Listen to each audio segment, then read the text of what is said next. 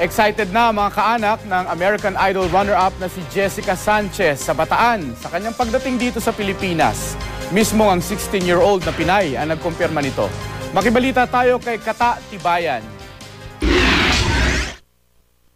Sa tweet ni American Idol runner-up Jessica Sanchez, excited daw siyang magtanghal sa September 21 dito sa Maynila. Ito ang bukod-tanging overseas leg ng American Idol concert tour. Ayon sa Ovation Productions, sa ngayon, ito pa lang ang nakatakdang concert ni Jessica sa bansa.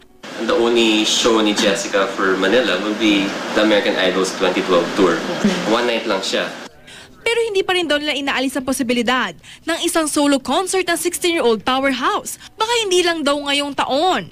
I don't think it's gonna happen anytime this year. Hindi naman daw alam ng Ovation Productions kung makakabisita si Jessica sa Bataan na hometown ng kanyang ina. Ang lolo ni Jessica na si Eddie Bugay na isang retiradong US Navy man, masaya sa balita makapag-concert ang apo rito. Siyempre, masaya dahil at least makakauwi na si Jessica at paano makakapagpasalamat siya sa mga sumuporta sa kanyang mga Pilipino. At least, hindi ko lang malaman kung gano'n siya magtatagal dito.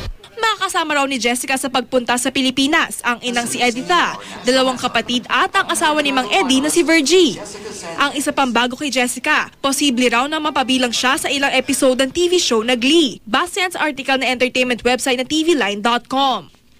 Kumalat na nga ito sa Twitter at naging trending topic na sa Pilipinas. Wala pa namang kumpirmasyon si Jessica o ang producer ng TV series. Kata Tibayan, GMA News.